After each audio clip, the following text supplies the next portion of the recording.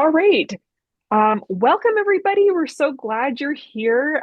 These are some of my favorite days at work is being here with the Master Gardeners and with all of you who I cannot see, but I can feel your love pouring through the chat as we go along. Um, so we're talking about summer bulbs today, and this awesome program is a partnership between us, Vancouver Island Regional Library, and Vancouver Island Master Gardeners Association. You are looking at the two Master Gardeners probably below me that are the reason we're here. They combined with April Ripley, who is hovering in the background, making sure everything works properly. And it was them who brought this program to an online audience from being an in-person thing. And now we get to reach many more of you and many more of you through YouTube channel and our website with the archived sessions from this on various topics. So you can watch those at your leisure. You can enjoy the next sessions live. And today I'm on the Stanemo First Nations and Stanonis Nanoose sort of area. And you can put where you are in the chat. That's great. Yeah, so I'm gonna introduce Joe, but we are recording the session.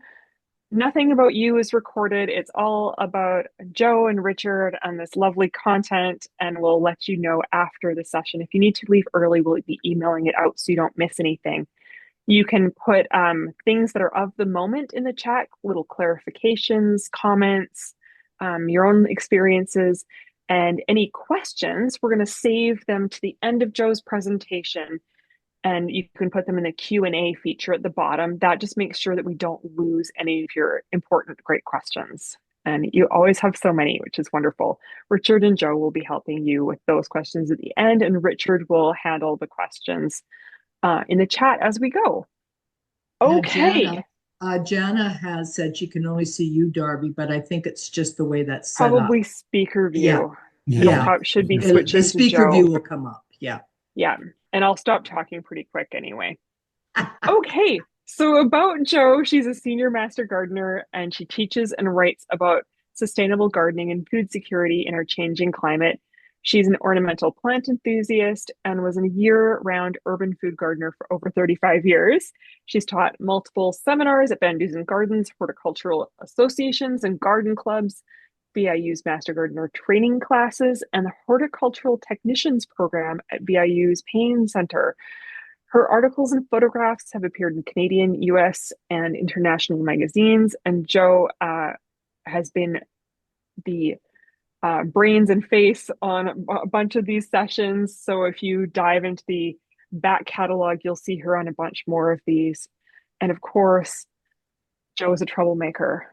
Over to you, Joe. No, never, never, dear. Well, hello, everyone. As Darby said, Richard and I will be answering questions at the end. I'm going to share my screen and we can get started. So it's already shared, so you're good. So I'm good. Okay, Yeah. I'm getting a problem. Select a window. Okay. There we go. Oh goodness, now we've run into some problems. Okay, I'm going to stop the share here. Okay, and we will try again. Nope. Gee, and we worked just a bit ago. This is, I think, what we have. There we go. Yeah, this looks good on our end, Joe. Yeah. Good. I'll get us up here. Okay. So I'll tell you about Master Gardeners, first of all. And we are an international organization of specially trained teachers and a registered not-for-profit society. We promote science-based sustainable horticultural knowledge, and we teach the gardening public, and we work in partnership with wonderful organizations and agencies like the library and clubs and private enterprise, and just a bit more of house cleaning, um, is that this seminar is the property of uh, Vancouver Island Regional Library and VIMGA, the Vancouver Island Master Gardeners Association. It's intended for educational purposes, so please don't copy it for commercial use without permission. But please do use it for self-edification. And all the images that we've used are either from public sources or have been acknowledged as to who did them. So let's get started. It's all about summer bulbs. And we'll start with a bit of botany. For those that understand geophyte botany, we won't spend long on it, so not to worry. Now, there are three types of plants that form buds below the surface, and they are called cytophytes. Cytophytes happen in water, the hydrophytes. They happen in swamps, the helophytes. And right now, we have the skunk cabbage blooming in the Northwest, and that's a helophyte. It's a swamp plant. And we have the geophytes, and those are the plants that form their buds underground. They're the land plants, and those are the ones that we're going to be talking about today. Very important group of plants, quite unique. So let's look at what we have here. This is out of the way. There we go. So we have 5 types. We have bulbs, we have corms, we have rhizomes, we have tubers, and we have tuberous roots.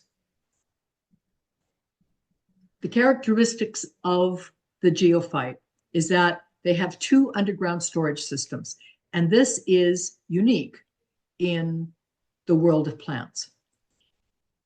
They have roots, just like other plants, and then they have modified leaves, stems, roots that store the nutrients. And on the right, you see those types of modified stems and roots. But they're all under the term we call bulbs. The fact that it has this double system has tremendous advantages, and we'll look at them as we go along. The other thing that they have are 2 reproductive systems. They have seeds and they have clones. And the clone is another bulb. And that is a big advantage given where these plants developed. Now, when we look at the botany of a geophyte, and I'm going over this because it's important in gardening. And on the left, I dug up one of my narcissus, my daffodils. And that is the soil level. So you see there's a lot below the soil level, not just the roots. We have the bulb, the storage system, and then we have the root ball. And you notice how deep that goes. That's a full 5 inches on a daffodil. And then my dibber here shows you here we go. The dibber shows you another 5 inches. And then up here, we have the stem and the flower.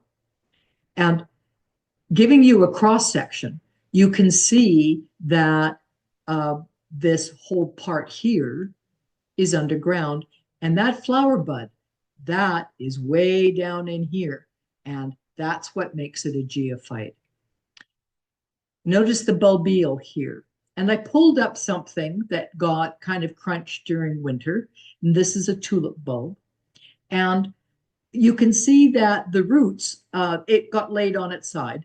The roots point down because the roots are naturally geotropic. they respond to not the earth, they respond to gravity. And the stem here, which is like this little guy in here, responds to light. And there's your bulbule. And you notice that this plant, having been laid on its side, uh, is on the top. So if you were to turn this bulb right side up, that little bulbule, which grows from this basal plate, which is like stem cells, would be correctly positioned. It would be on the bottom next to the root ball. And not getting a response. Help.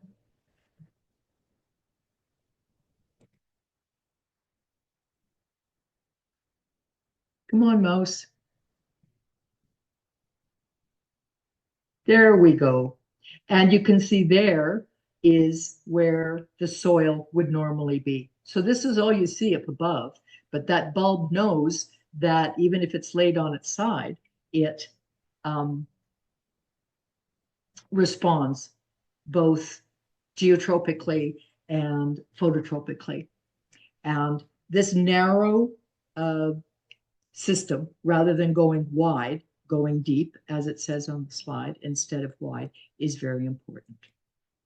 So a lot of people grow the spring bulbs, and that's the big show. And there are some important differences in spring bulbs and summer bulbs. There are similarities, of course, because they're both geophytes. And here we have that the spring bulbs evolved in climates with winter rain, which is what we have, which is why we have such a great spring show, and summer dry. But the summer bulbs evolved in climates where it was dry in winter and had summer rain. That's quite important. Now, the primary bulbs, or the spring bulbs, they are like conifers. They rest, yet they don't really go dormant. And in fact, when the soil is not too cold, they'll set those flower stems below ground in the off season. And that's why you have plants like galanthus that are blooming so early, because they've already set that little growing stem. But the summer bulbs go into true dormancy, and they produce their bulb right at the end of the season, but not in the off season. And that means that summer and summer rain in certain species is very important, but also winter dry, very important. So the spring bulbs are very hardy, down to zone 3, but many of the summer bulbs are more frost tender. But in our climate, not bad, because they're good to zone 5 and up. The spring bulbs are shorter.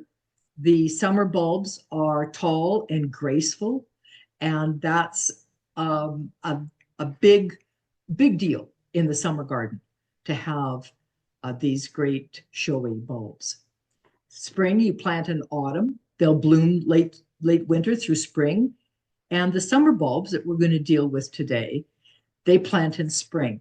And you notice, because they have a winter dry in their own climates, and they respond very quickly to the warmth and the rain, because that's the only time they can grow. Many of them come from very dry, rocky mountain climates.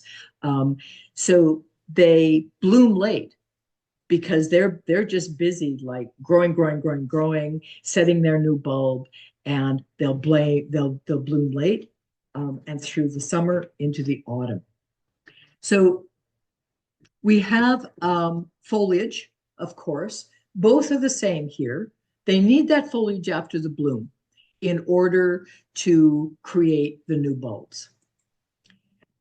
Many species naturalize in spring, particularly in our climate. Most species will naturalize in the summer bulb group in our climate. Again, the spring will prefer a dry off season, which for them is summer, but they don't get too worried. And they usually uh, will survive, but they will rot over winter if you let them sit in rain. Uh, Very important for the summer bulbs, they need the late season warmth to remain vigorous year after year. So that has implications as to where you're going to be planting them.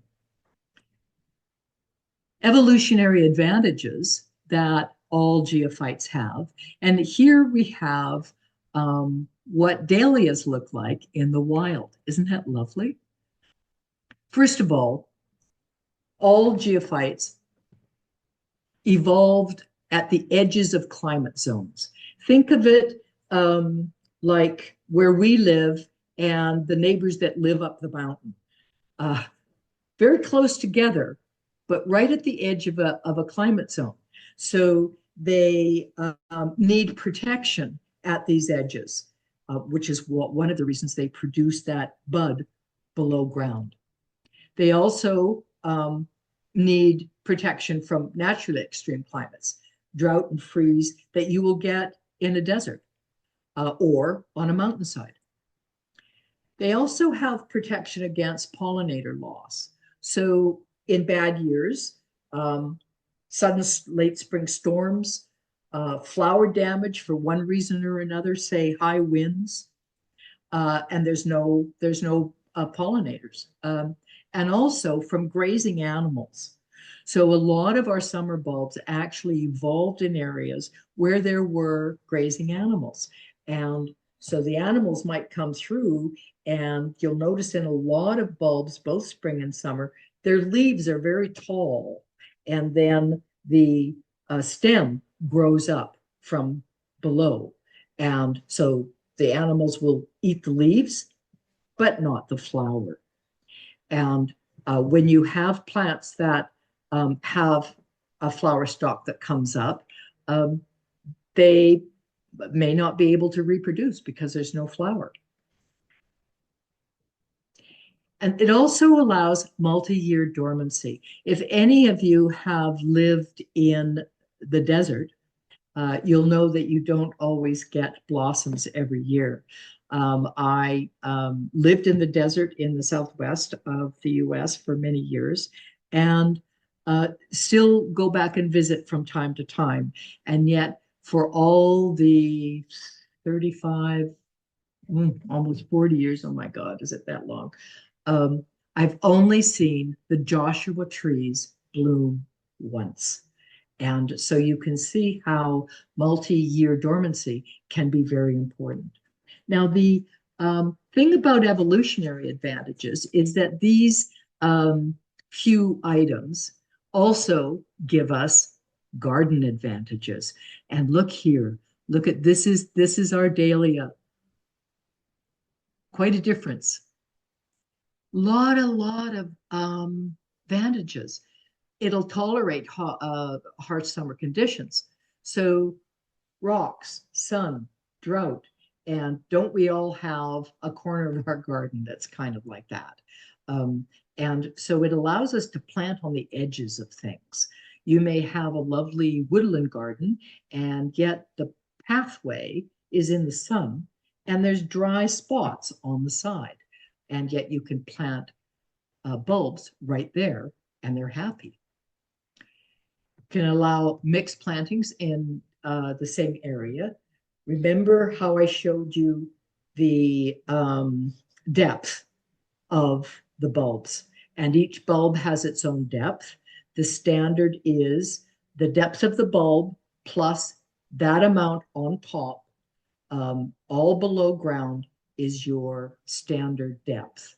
And so it allows you to mix different plantings. You can have a shrub and have the bulbs beneath the root system and come up through the root system, and everybody's happy because they're feeding at different areas in the soil column.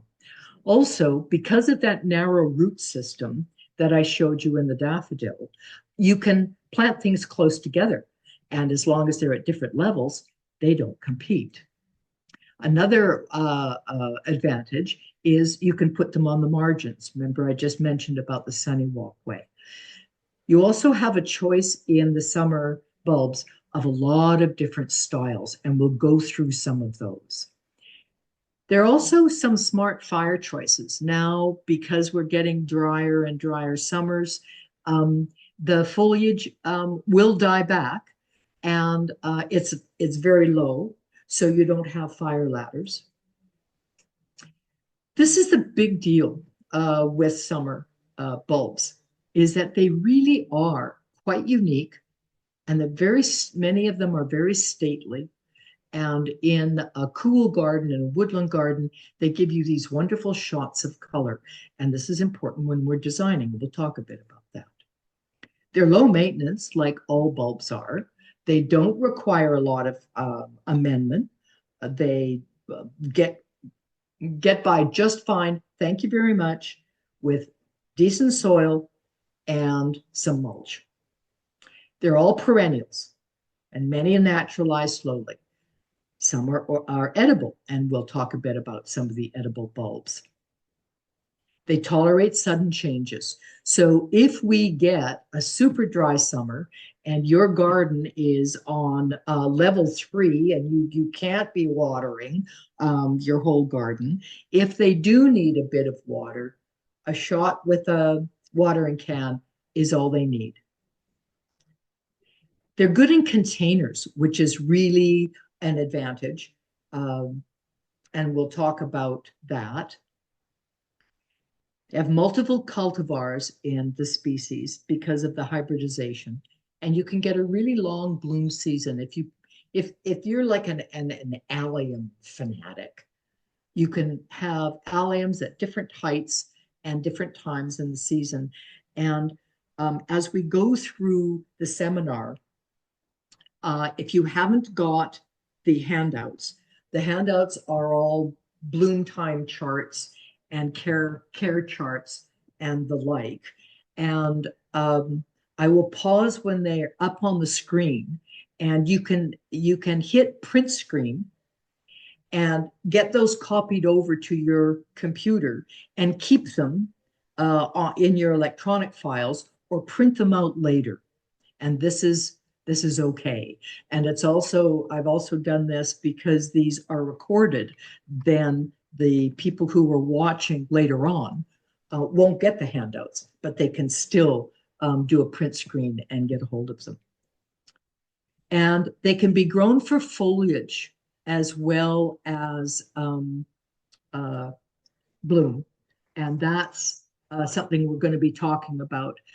Foliage is just as important, and in many cases, even more important for having a lush feel in a garden. And what is neat is that most of your summer bulbs are scented.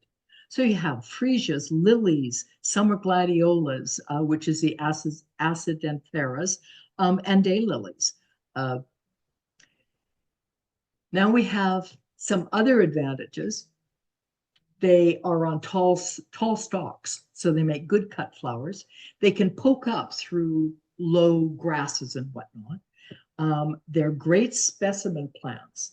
So you tend to combine them with backgrounds rather than plant them in drifts, the way we see our spring bulbs, like the crocus in drifts.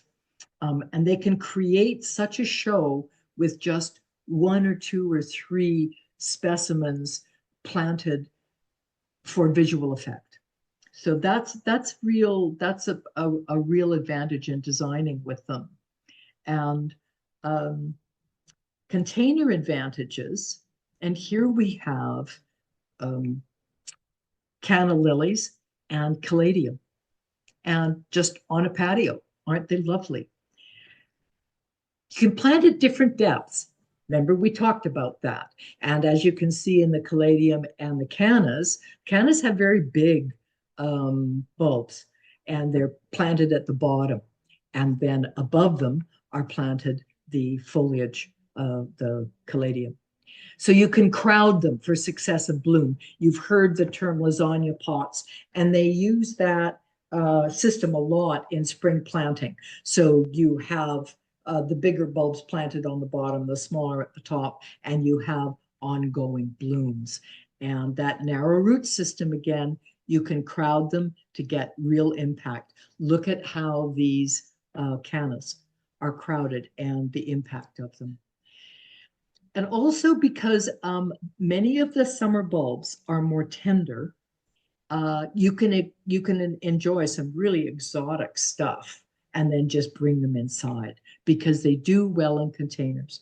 Because this geophyte um, has evolved to take a little bit from the soil over a long period of time and store what it can, it does very well in containers in a limited system. They're very showy. They take less space. You can plant them near seating areas, and you can change things as your decor changes. That may not be important to some people, but it is to others. And they're very low maintenance, as I've mentioned. They're easy to deadhead in a container. It's easy to control the water, and really all you need are correct soil types. So that's a lot of advantages with gardens and containers. So now we know more about some of these options. Let's look about how we can design and use these to our advantage. Some bulbs are pricey, and that's okay when you can enjoy them for 5 or 10 years. And uh, knowing how to design with them becomes quite important. But after the spring show, which will be over soon, go out and take a look at your landscape. Now, all the shrubs that are your background plants that may just be coming into bloom now become the center stage. All the spring bulbs are dying back. And pretty soon after your late spring show, and your trees, like uh, your lilac and the larger shrubs, your rhodos, are going to be finished. They're going to become more of a background, and they can be something to show off, um, focal points in sunny, dry beds, for instance, or they can be that shot of color in the cool woodland. So we have four main families uh, in the summer bulbs. And you'll notice along the bottom of the screen, I've got shapes. So this will bring you around to looking at how these shapes complement what you have in your garden. So the alliums, first on the left, are generally round, or what they call umbrel, looks like an umbrella. The aster family, these are just like a sunflower. You have rays and discs, and they're round. They are the second largest family of plants outside of the orchid family, and they are round and showy. Then we have the iris. Now, the majority of our irises bloom in spring, but we have two that are important summer bloomers. This one they used to call Acidiferous, and it's been reclassified as a gladiola, the summer glad. It Oh, I just lost my train of thought. Age is a wonderful thing. You'll notice that it is tall. It's a tall rectangle. Even though the flower is on the top, the whole plant has this upward square, rectangular shape, and that's important. And that's the iris family. And there's one other summer bloomer, and those are the German irises or the bearded irises, which are a spring plant.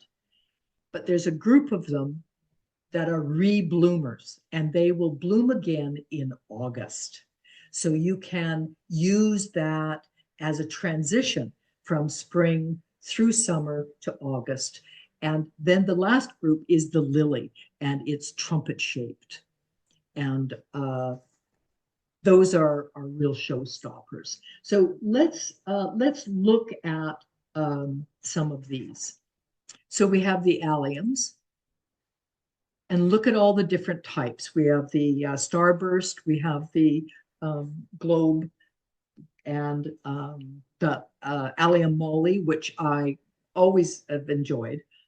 Small, unassuming, and quite different. And then we have a newer, very, very short hybrid developed. And that's why I've shot it from above with those big gray leaves. Quite nice. And here's a bloom time chart. So those that want to do your print screen, hit it now. And you can always come back when you get your notification and do it then if you don't have time now. Here we have the aster family. And of course, the big dahlias, the famous ones. These are chocolate cosmos that have a wonderful, wonderful scent. Up in the upper right, we have the helianthus. This is the perennial sunflower. Oops, nope, sorry. Helianthus is your Jerusalem artichoke. And down here we have liatris. And it's, oh yeah, they're supposed to be days and rays and discs. Well, if you look at those individuals, you'll find that they are on a stalk, so they kind of break the rule. But each of those flowers is a disc. And here we have lilies. The lilies are some of my favorite. This is the Pacific Northwest tiger lily. It's a natural. And down below is one of the ones from my garden. It is the hybrid tiger lily that comes from this beauty. There's the white, there's an agapanthus that comes in blue, but there's a white one. There's our native camassia, which also has a white variety. Camassia quamish is this one, and I can't remember the species name of the other camassia. Here's the Asiatic lily. And this last one here, pretty spectacular, huh?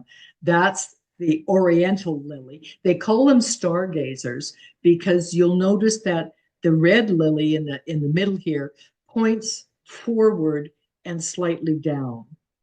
The native lily up in the upper left is what they'll call a Turk's cap, and it points directly down. And with the recurved petals, and the stargazer points up slightly. And this Oriental lily is our scented lily. Here's lily bloom times.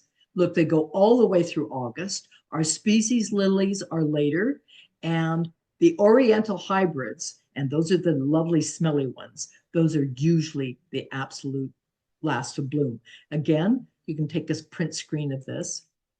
Now let's look at the iris family. There's a real variation here, isn't there? Are, of course, gladiolas and crocosmia, very late blooming. Hummingbirds just love them. This is Crocosmia lucifer, the red one. There is an orange one. I will caution you, they are not invasive, but they are rampant in a dry garden. Not that they're going to ruin anything or take anything over, but they spread very readily. Luckily, because they're bulbs, you can pull them out very easily, and then you take them to the plant sale. Here's Greedia. Isn't that exquisite? Little monkey face. And the saffron crocus, the one that's used in, well, French cooking, Mideastern cooking. Look at the tremendous red anthers on this, and that's where the saffron comes from. And again, I mentioned this. This is the reblooming bearded iris. So you can see how it is very much the spring plant that we know. And um, this variety is one of the rebloomers. So let's look also at the native ones that we have here in the Northwest. Rhodesia, calicornis. There's our lily, columbiana, our native lily, the smooth blue aster, and our nodding onion. These very definitely have a place in our garden. You noticed a note along the bottom about the other two native lilies that we have. These are just a few of the samples of native geophytes. Many of our native plants are rhizomatic. We have a native heuchera that is a geophyte. We also have other heucheras, native heucheras that just have roots. So we have two types.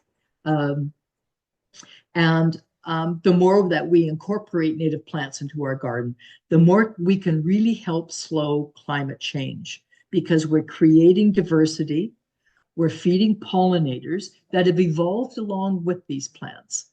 And many of them are really quite beautiful. There now, so many of them are available at any of our local plant nurseries. On the island here, we have a few. There's several on the lower mainland, and um, they are a beautiful and important addition to our gardens, whether they're a sunny garden like the Brodier, or the deep woodland garden that we would see the lily in. And that nodding onion, I took a photograph of that in Nanaimo at Piper's Lagoon out on the rocks there. So do consider when you're buying your bulbs, put a native in, very important. Now, we also have edibles in our group. And there's uh, there's nothing wrong with being able to eat beautiful things. Food insecurities become a common word in our vocabulary, as has foodie. So our palates are far more sophisticated than they once were. A little bit of culinary adventure can help lower the food bill. Um, the modern urban gardener is short on time, short on area. We're all short on money. So combining the edible and the ornamental can be a very good choice. Now, these two guys on the left are sweet potatoes. And you'll notice in the bottom left, there's the red one and the yellow to white one. Well, we call the red one a yam, but it's not. It's a sweet potato, Ipomoea abatata. And just above it is the flower. It's very beautiful, and it's a very beautiful vine, and it can be grown ornamentally. Some of these little puppies are hybridized, particularly for their color.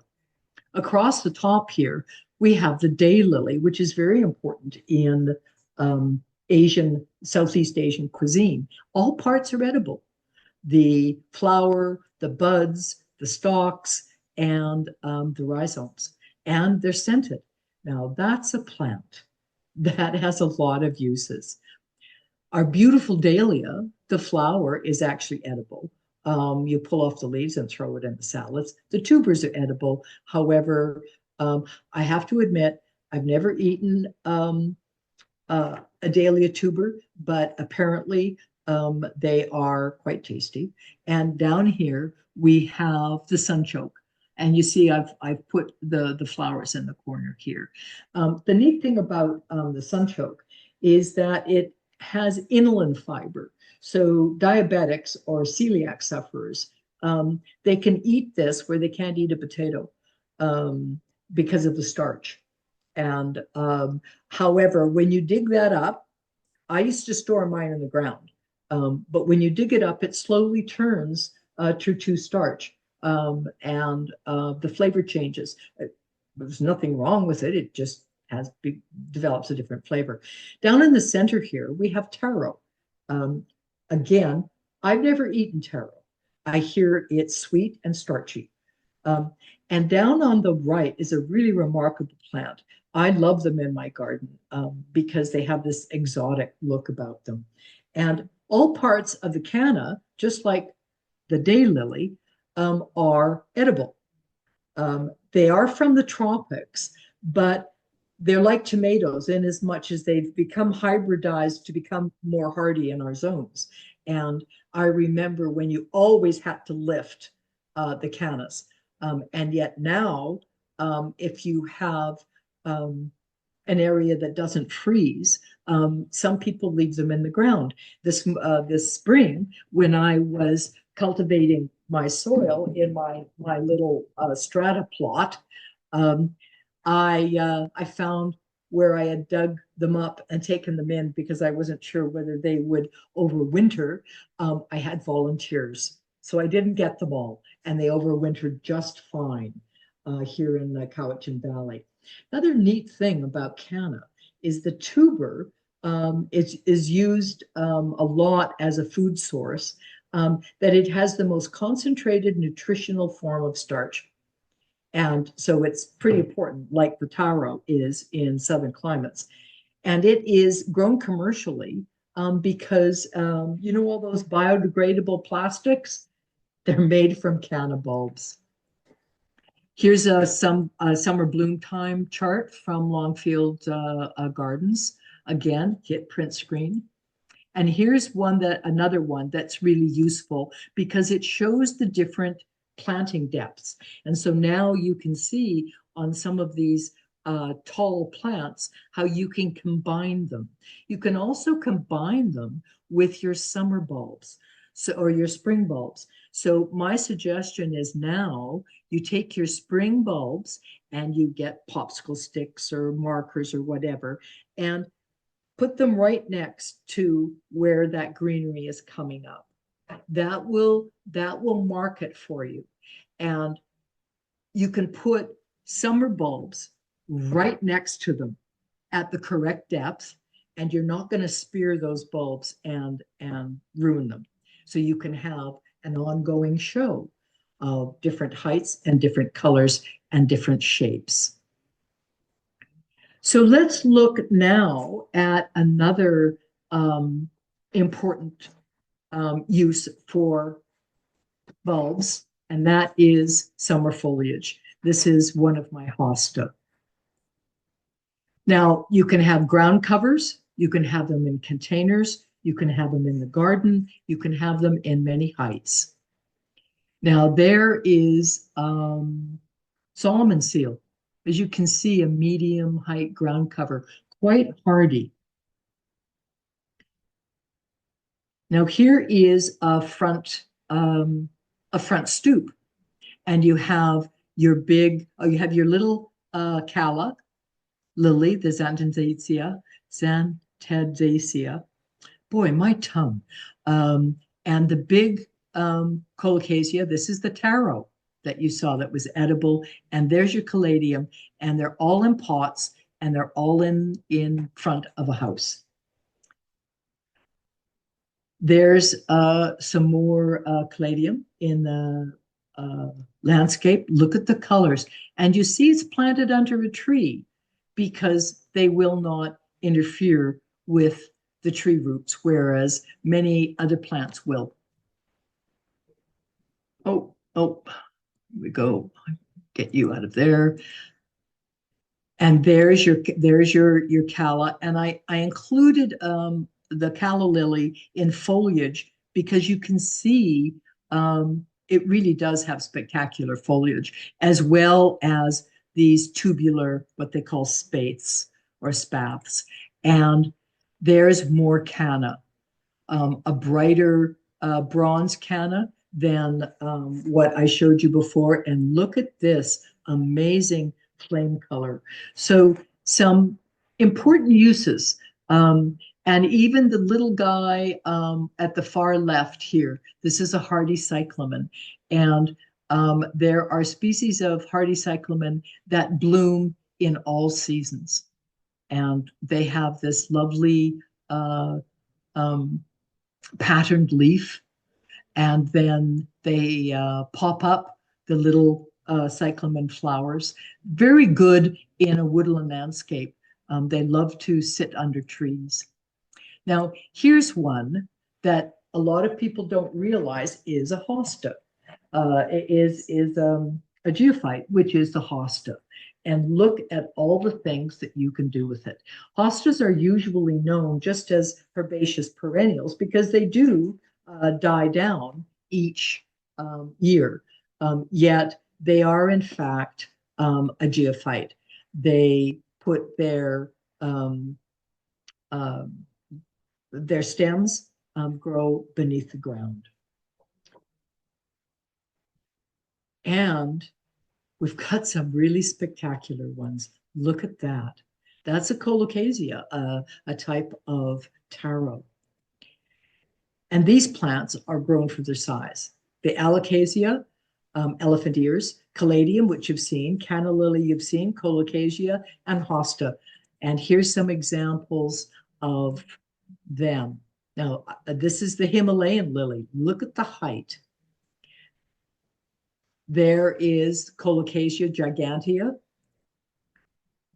Look at this caladium, the giant caladium, and the house behind it. It doesn't look, it looks like it's not real. Isn't that something?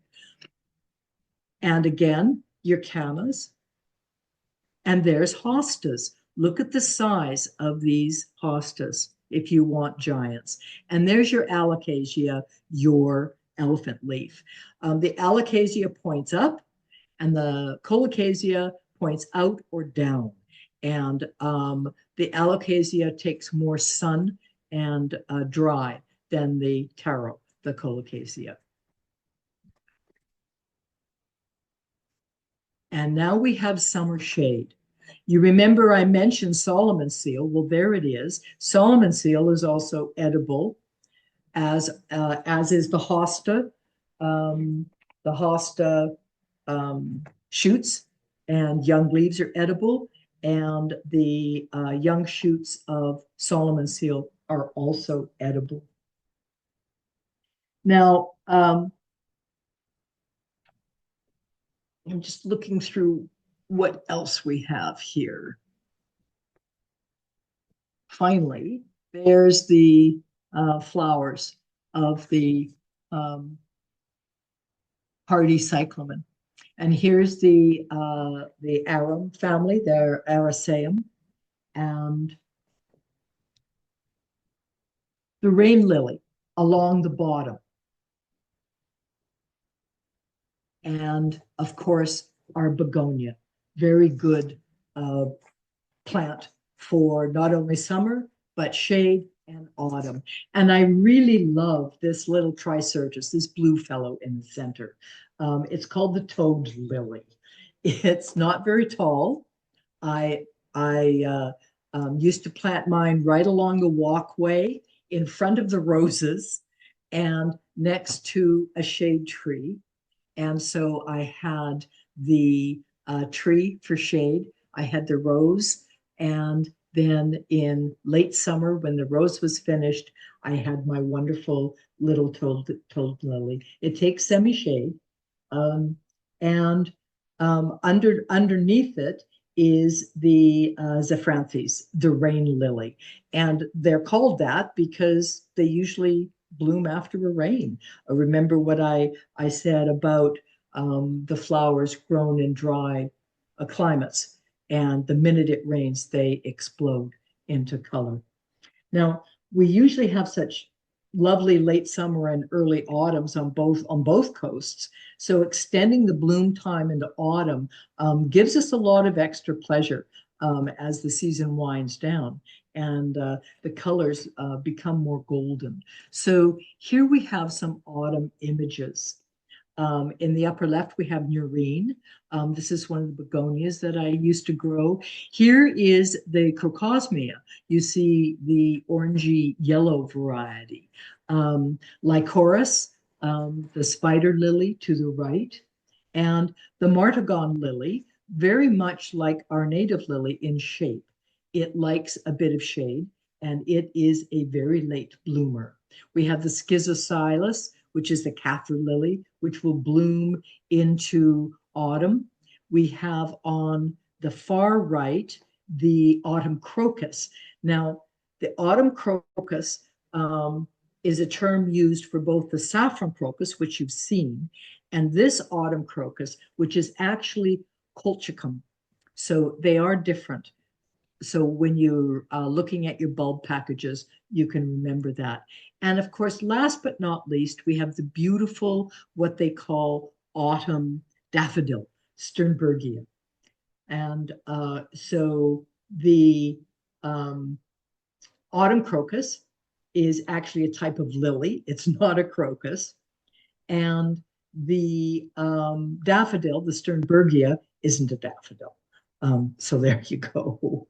Now, now that we have a sense of all the types of things that you can grow, the variety, the size, the shape, you can see how you can use them to um, create a lot of interest in your garden all the way through frost. And that's why I included all those planting notes. So don't forget to mark your spring bulbs now. And also the other neat thing about your summer bulbs is if you're not sure how to place them or your garden is going to change because life has changed. Maybe you're redoing the yard. Maybe you've got a porch that has to be redone. And so you've pulled up a lot of plants. Just about every summer bulb can be grown in a pot. And that's what I did with my lilies. I wasn't sure where I wanted them. I put them all in pots and then just sunk the pots in the ground in different places to see if I liked, what I didn't like. And some of them I enjoyed moving around. So I kept them in pots 5, 6 years. Those guys grew in pots just fine. So now that you have an idea of the variety and how you can place them and what seasons you place them in, let's take a look at the care and planting for summer bulbs. The most important thing in any plant is right plant, right place, and it's the same with bulbs. First of all, it's important to know their origins. Remember, we're harking back to the beginning of the seminar. They come from warmer climates, drier climates, and they do well here when we keep them protected from extremes. Now, remember I said that they grew in extremes, but the type of extremes that we need to keep them protected from are wet or wind at the wrong time of year. There many autumn bloomers come from South Africa, so they often want more alkaline soil. Now, our soil is slightly acid, and people go, "Oh no, acid soil." If you grow vegetables, vegetables like slightly acid soil. There's nothing wrong with it. It's just that it's high in organics and it favors certain plants. But if you happen to have that very sunny outcropping, and there are lots of sedum and arbutus trees around, that's an alkaline soil. And so your autumn bloomers, many of them from South Africa, also from Mexico and Central America, they often want that type of soil. And they stay dry. And that's important for many summer bulbs. So it's important to understand how your garden beds change during the year. And that will help you learn where to place your summer bulbs. It's less complicated than it sounds. Lift and store them if you're not sure. They all store quite easily in a garage. They just don't need to freeze. Leave a few in the ground to develop hardiness. I mentioned about my canna lilies. I thought for sure that if I didn't pick them up, they'd all drown. And here's this little fellow just sticking his head right up and making like it's going to be happy. Now, again, test different spots for the same cultivar and keep notes. You'll find that a garden can change radically in 3 feet and test them. And if you put them in pots and you find one pot not doing well, you can pick it up and move it without damaging the bulb. Now, I included this one. I quite like this planting schedule. Again, hit print screen. They're on the screen here. It's a little harder to read, but if you print them out, it's okay. It's from the Farmer's Almanac. And I really like this because it's the only one that really includes your sun and your shade, your spacing, your depth, as well as the blooming season and the notes. A note on spacing, you use your hand, and a bulb not only needs to be, as I said, the same height above it under the dirt, but it needs to be the same width. So if you place a bulb in your hand and then roll it over, then you'll see, oh, I can only plant 3 bulbs here to stay healthy. And particularly bulbs that you're going to leave in the ground and naturalize, they're going to want to put new bulbils out, spread them out a little. And so you can play with that using the palm method. Whatever bulbs you can fit with equal space around them is your spacing on your bulb. Now, I've mentioned this before, the importance of dormancy for summer bulbs. The colchicum, and you see the Sternbergia, they have leaves in spring, go dormant in summer, and flower naked in autumn, because they're from a part of the world that, if you like, is kind of upside down. So they are dormant because it's too hot, but they use that spring moisture to replenish the bulb, remember, because they were finished. And they spend that early part of the summer taking care of the bulb. And then they go completely dormant in rest, and they flower in autumn. Remember, bulbs always have roots. And so the root helps feed the plant. So this is important in terms of dormancy. Sun and moisture determine the length of the bloom season. So if your summer bulb wants a bit of water, give it a bit of water and it will bloom longer. And the nice thing with summer bulbs is that because unless they're an actual bog plant, they are easy to water, not only because they're water smart, but they can be placed in spots in your garden that are hard to drag a hose to. And you can simply water them individually with a watering can. So the soil and moisture are what's important for dormancy. That the soil has enough to feed, and that it's not too wet. Now, again, be careful with your summer bulbs. When you read about them, they will always tell you must have drought or prefers drought but accepts water. So just plant those ones that want drought in the off season there, and then you can also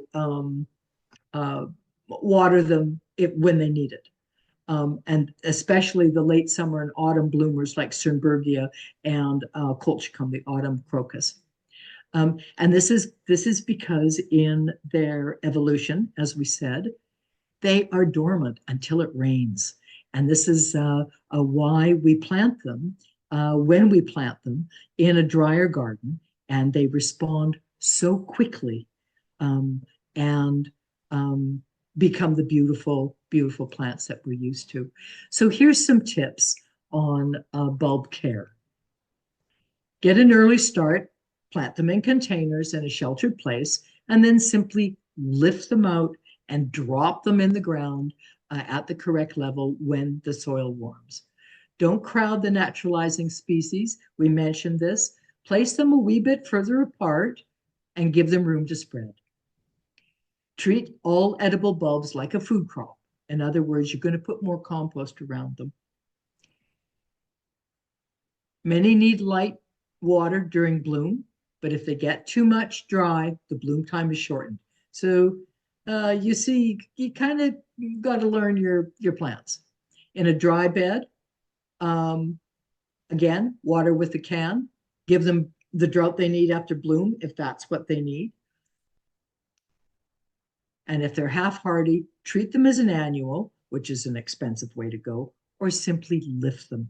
Lift them, dust them off, um, put them in a paper bag where they'll still dry. We have a big sequoia tree that has these very long needles. And that's what I store mine in because the needles soak up the water and they have a lot of air around them. And I can put my tender bulbs in boxes in the sequoia needles, and it works quite well. Again, leave the foliage after bloom so the plant can replenish it. Luckily, because they most of them have very tall stalks with a showy flower, that foliage is down low. And because you could plant them, interplant them with shrubs, the shrub can hide that a lot of the foliage that might begin to look a bit messy, and your garden can still look quite spectacular. So finally, here's some really good reads from the Vancouver Island Regional Library. Print screen if you want the list. Here are some really fun sites that I've discovered. We've got alum, erythema, which is those jack in the pulpits, and we do have a native one. The only one that I would caution you about, I never found that it got too rampant, but some of my fellow master gardeners has said that the Arum Italicum does quite get away in their garden. So do be careful with that arum plant. Alocasia, caladium, some good stuff on container growing. The hardy cyclamen, if you want low ground cover with interest all season, the hardy cyclamen are a plant to look for. And there is a lovely summer hardy cyclamen. Alstroemeria, the Peruvian lily. I didn't show you a lot of them. They're important in the florist industry because they're slightly tender. And I wanted to concentrate on fully hardy plants here. They're from Central America. They attract birds, and the deer don't like them. And they're called Peruvian lily, but they're actually not a lily. If you really want to learn about bulbs, go to the Pacific Bulb Society site. They have a fabulous database, and they show a lot of really good native bulbs too.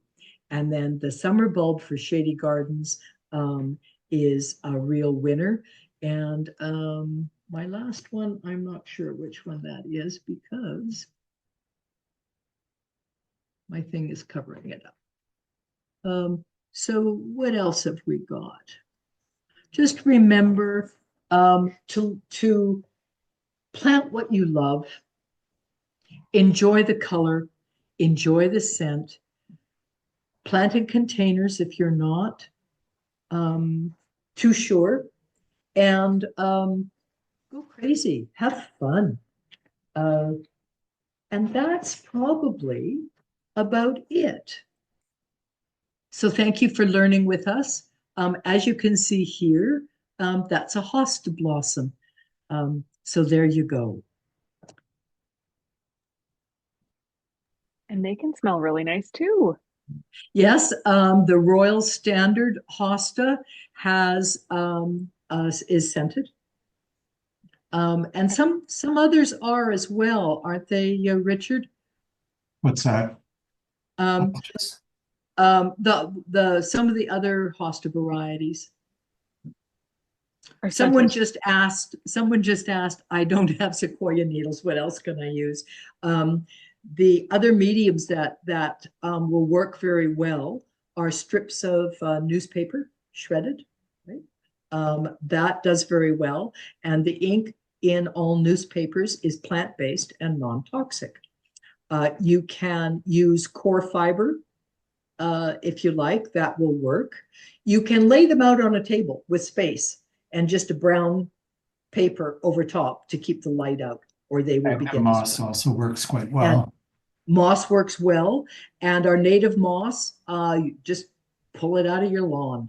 It works really well. It's the only time we'll ever tell you to try to pull the moss out of your lawn.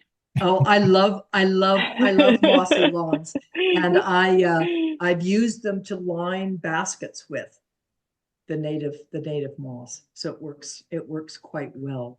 So do we have, Wonderful. We actually have another hosta question.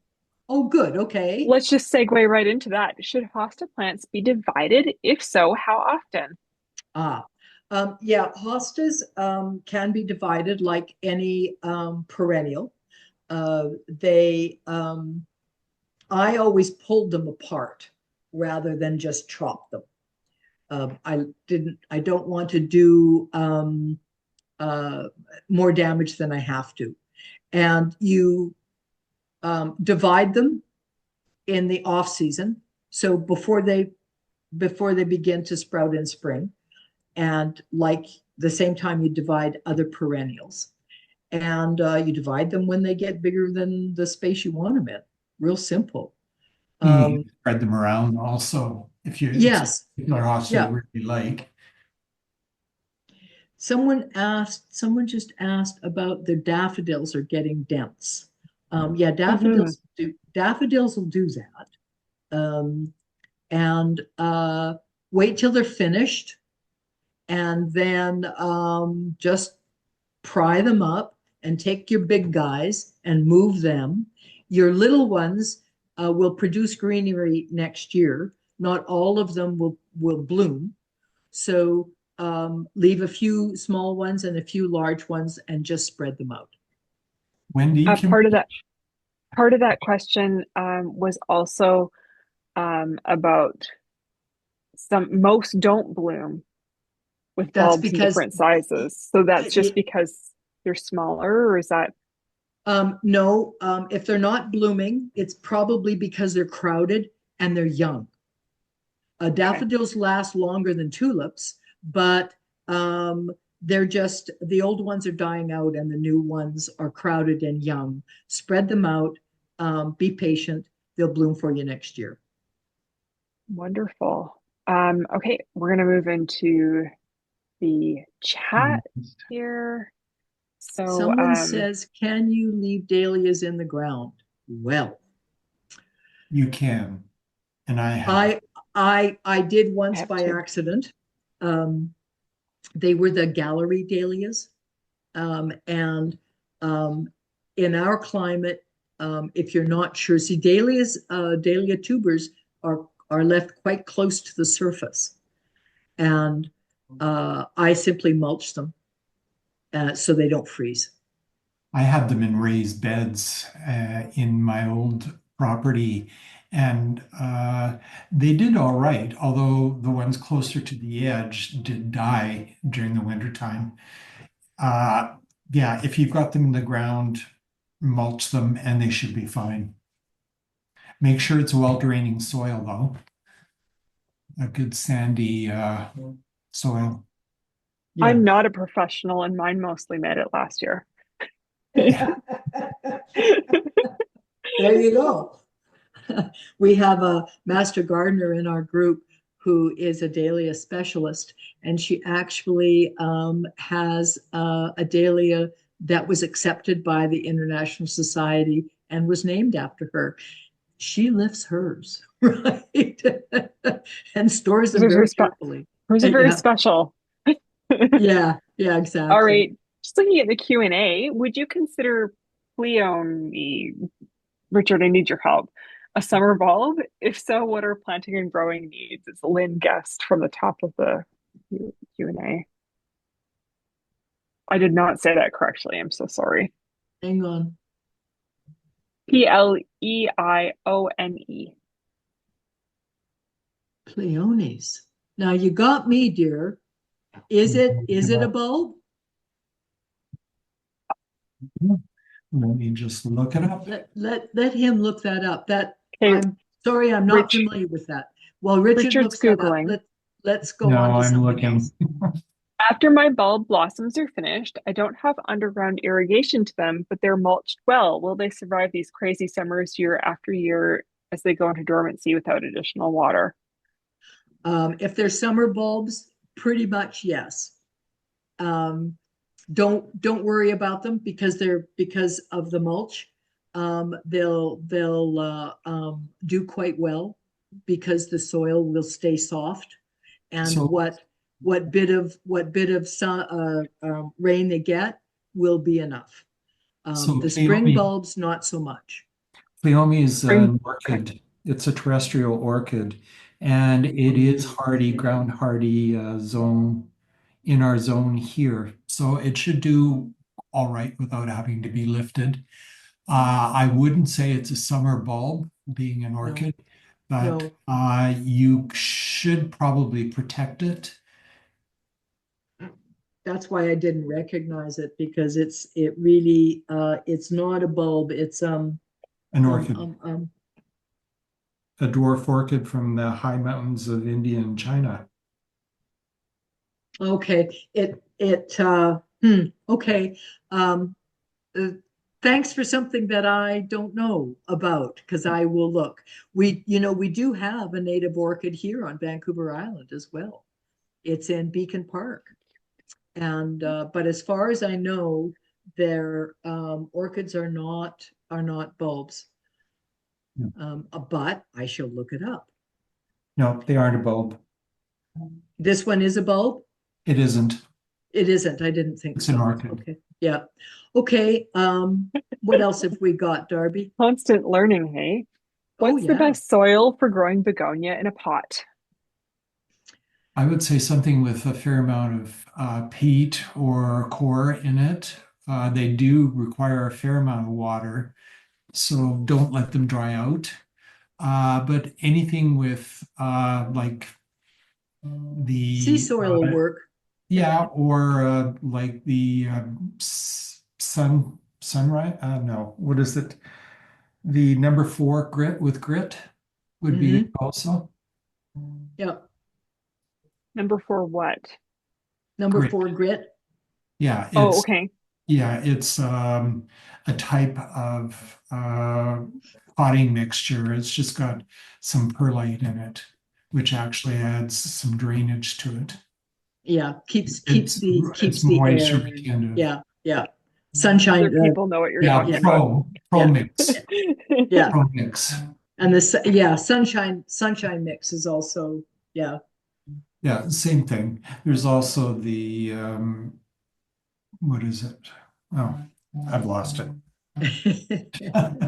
Somebody It's asked okay. about hostas being submerged in water in the winter for 48 hours. They should be fine. I don't think They that'd be a big problem. Yeah, as long as they take a lot of damp and as long as they've dried out, if they're growing now, they're fine. Yeah, no But problem. I would watch them if this is beginning to happen for them over winter, they're not going to thrive. One of the things you can do with a hosta is that you can lift it up. So if it's in a low spot, you can create kind of a mini bed for it, lifting it up. You Yeah, can throw gravel under the root ball. The root ball will be about like this, and with this soil, and just create some drainage under it. But if it sits in water constantly, those roots will rot. rot after a while, but 48 hours, they should be fine. Shouldn't be a problem, no. It's not very long compared to our winters, is it? No, Okay, microcosmia have grown beautifully, lots of green, but no flowers the last two summers. What do they need? more sun. Yeah, Are they could in the be shade? yeah, crocosmia. Um, They don't like take a while to get blooms or No, No, they flower pretty if you're quickly. not getting any flowers, that is odd for crocosmia. I would if the bulbs are very, very tiny, because they will get to be about the size of a small um, garlic bulb when they're healthy and they're slightly flat. Um, and if you're giving them a lot of nitrogen, and you're finding that you're getting a lot of bulbs and a lot of baby bulbs, then it's putting all its energy into new bulbs rather than flowering. So I suggest you thin your bed out. If they're not getting sun, and we're talking sun from 10 to 2, that's what crocosmia want. That's what they need. And if they're not getting that, that's why they're not flowering. So crowding, too much nitrogen in the soil, and not enough sun. okay, great. Another question. All my bulbs were eaten this winter. I do not have squirrels. What would be eating them and how do I protect them? Um, It's probably squirrels. it's probably The raccoons. are the bulbs just munched, or are have they gone away? It's a question for See, Nicola. Yeah, yeah, We actually, need she just puts Nicola, we it in need the more chat. clues. She yeah, just put the it in the chat. yeah. We'll We pick We'll it can up encourage you. now. continue with your Bulb, squirrel yeah. Um, possibility. understand that if they're with particularly with the spring bulbs, sometimes they heave out and will get eaten. All bulbs, it's the chicken and egg. How does the bulb know to go deep? Ah, goodness, I get a new bulb. And how does it? It's because it has a contractile root. So remember that little basal plate that I showed you in the picture? Well, the first thing it puts out is a contractile root. It goes down and then it pulls the bulb down as it contracts. Well, if the bottom of that contractile root hits a stone, it heaves the bulb out. The other thing too is that bulbs, particularly your spring bulbs, not so much your summer bulbs. Remember what I talked about dormancy? Well, all bulbs are thermogenic. They stay warm.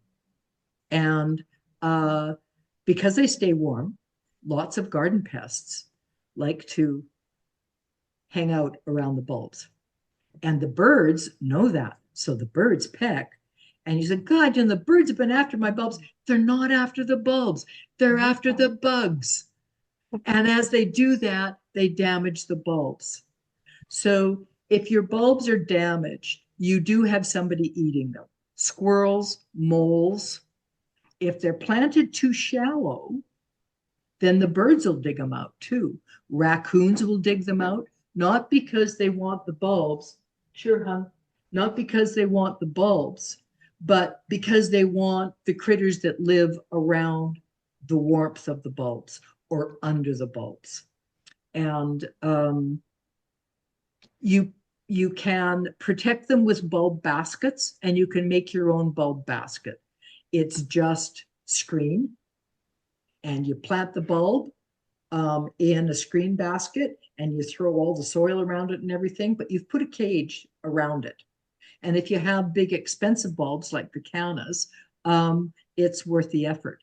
If you're planting directly in the garden and you're having that bed dug up, that's what you do. You put that whole section where your bulbs are in a big old cage, and that will stop your moles and your raccoons and whatnot getting at them. So when we're talking screen, we're not talking narrow screen. We're talking about maybe half inch to an inch. Oh, yeah, yeah, chicken wire, Yeah. right?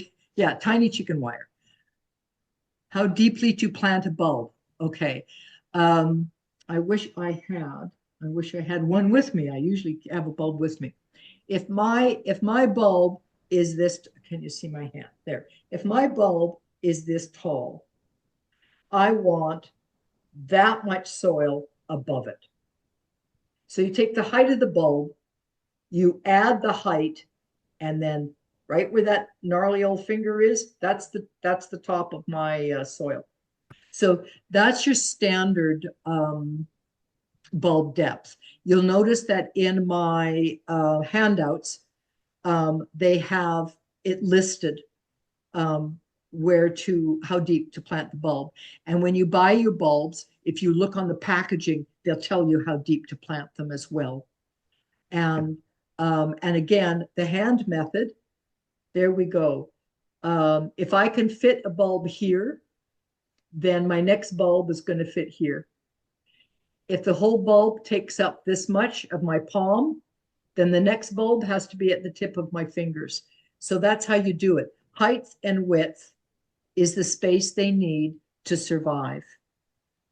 And if I have a small bulb like this, I can plant a big bulb underneath it because the big bulb's roots feed down here, the little bulb's roots feed up here. So you can plant them quite close together at different heights. Next question. Wonderful. Regarding fertilizing bulbs, other than top dressing with compost in the spring, do we need to fertilize? I do leaves in place until they turn brown after flower finishes, as I realize this helps to feed the plant. Thanks. You got it. That's how you do it. Yep. You're nailing That's it. Yeah. Hot damn. Yes. You overfeed bulbs, they get leggy. They don't have time to complete their proper cycle, which is to replenish the bulb. Feeding it often is just a waste of time and effort. Now, there are some bulbs in the spring, like tulips, that we've hybridized for hundreds and hundreds and hundreds of years that will need a little extra, just like a food crop. They need extra because we bred them that way, to put everything that they have, to just suck it out of the soil and turn it into human nutrition. But don't bother. You're wasting time, effort, and all that amendment in the soil is getting washed out down the drain and out to sea. Great. Good job, anonymous person. We have one. Can I move Trillium? And if so, when? Well, Trillium is one of your native spring bloomers. And like every other plant, you wait till it goes dormant and you move it then. Understand that Trillium, like many of our natives, are rhizomatous. In other words, they have a rhizome. And if you break that rhizome, you're liable to not have a plant that's healthy next year. So mark where it is, tease down, follow the rhizome with your hand till you get to the end, pick it up with soil underneath it, and move the whole thing. One of the first things my mother taught me was there's a difference between transplanting and moving. Right? Moving is you take the whole kit and caboodle. Transplanting is you take the plant out of the ground and move it. So think of transplanting Trillium like moving them. They do not like to be moved. I will tell you that. But who knows? Talk to it nicely. Be careful with it. Give it lots of soil around it. Plant it in the same area that you had before. And don't move all of them, because you never know. Okay. They're one you need to consider where it's going quite strongly. Yeah, very, very much. And if they're a native, leave them where they are. If they're healthy there for a reason, and they won't grow anywhere else. Please don't go out into the forest and pick them. Yes. If I find out you've gone out to the forest, you will be very unhappy if I find you. Big trouble, because Big trouble. Joe is very Big. dogged in her determination. Okay, a follow-up question from Wendy. Also, should I divide snowdrops And can she basically do it now when they're in the green? Because she knows where they are. She knows where they are. If yeah, the snowdrops will be finished now, and it's you can move them, you can divide them. Again, you're disturbing the part of their cycle that replenishes the bulb. So Okay. you So it would can, be but you're best stressing them. to do it later. Wait until they're done. And to Yeah, bring so some this soil with them. marking them Yeah, out thing. yeah. Oh, maybe all those chopsticks in your drawer in your kitchen could be put to good use. Great What else have we got? questions. Are all are all Alstroemeria, is that okay? Yep. Yep. Spreading.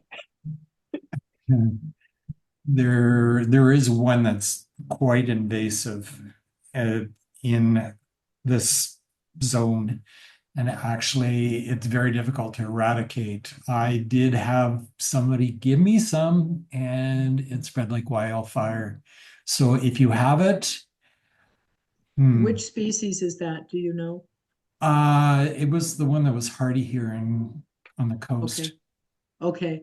So Okay. I'm assuming this is what she's saying is Right. the Ostomeria. So if you do put it into a container and contain it, because it'll go everywhere.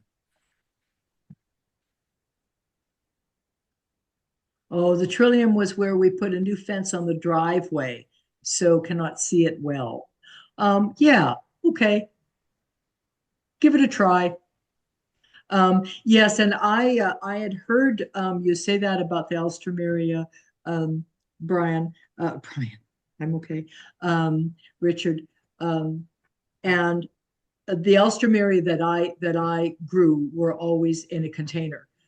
So I never had that experience. But as you say, if something is going to be invasive, contain it.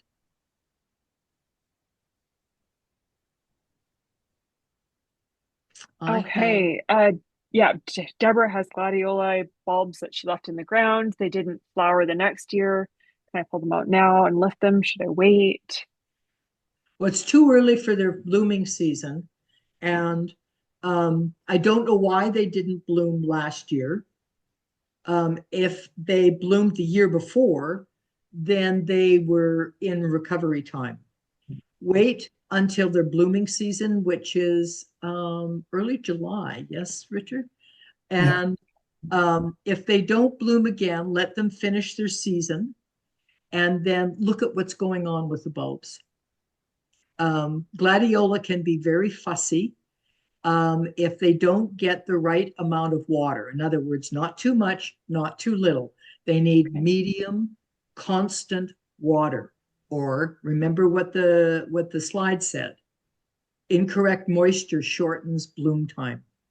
They The other don't thing like it particularly dried. Has that been your experience, Richard? it has, but what I've found is I've never had them not bloom, but I end up with all these little bulbets at the bottom.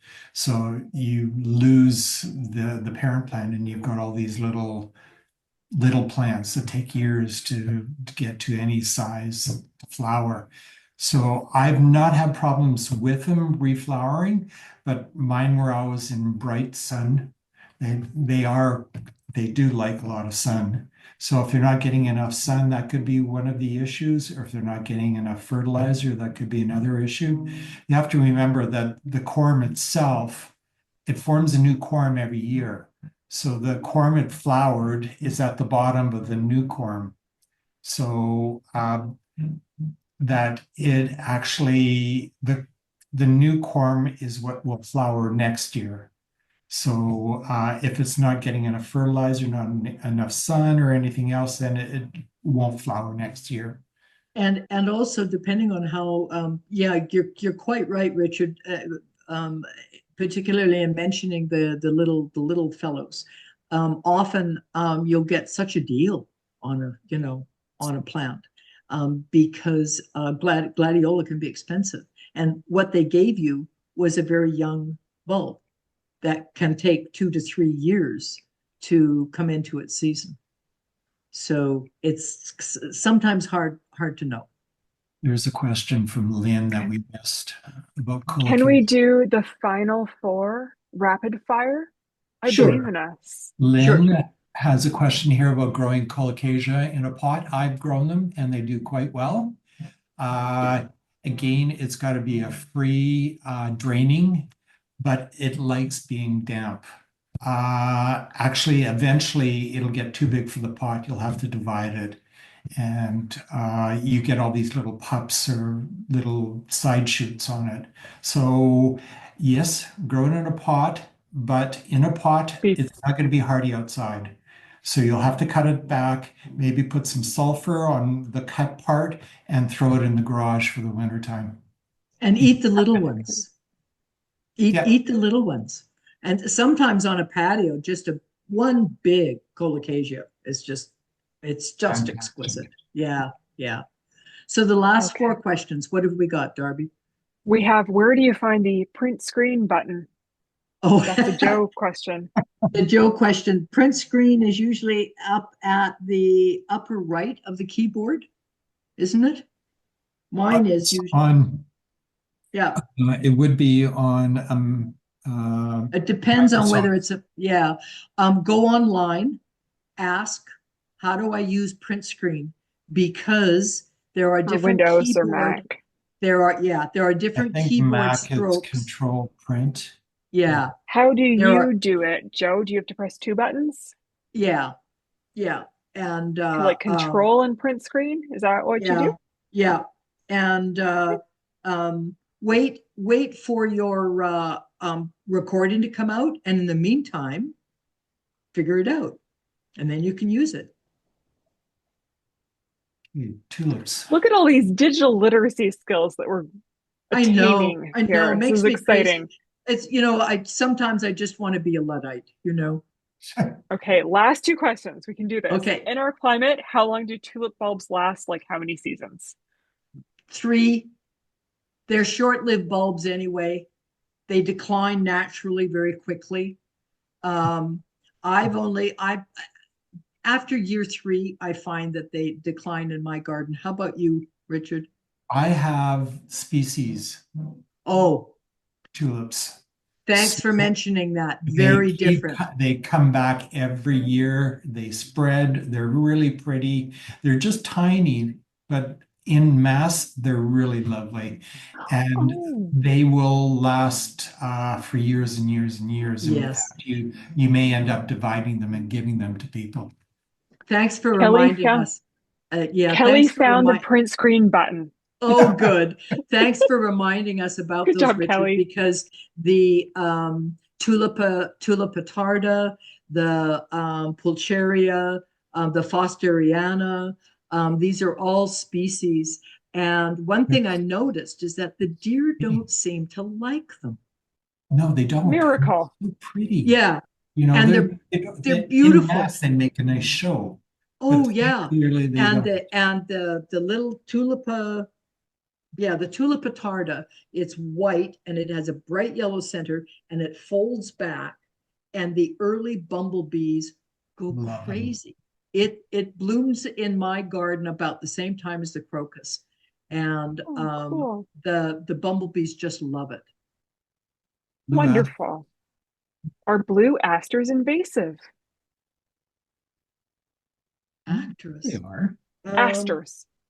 They asters. actually they grow in a clump, and so I wouldn't say they send out rhizomes all over the place. They stay in a clump, and after a few years, the center of the clump probably dies, and you may end up having to bite it. But Yeah. Now these are the smooth blue aster, which is the geophyte. Not not the the perennial. not the perennial. Yeah. But they're different plants. Quite Okay. different plants. Yeah. Wonderful. Thank you so much. I think we kept almost everybody to this point, which is amazing. It tells me, Oh, even good. though I can't see your faces, that you're riveted by summer bulbs and Joe and Richard's dazzling knowledge on a MacBook Air Shift Command and 3 for print screen. This is a wonderful sharing of knowledge. Thank you both so much for sharing yours so generously. We're always blown away by how generous our master gardeners are, answering all of our many, many questions and sharing their enthusiasm for science-based learning about gardening.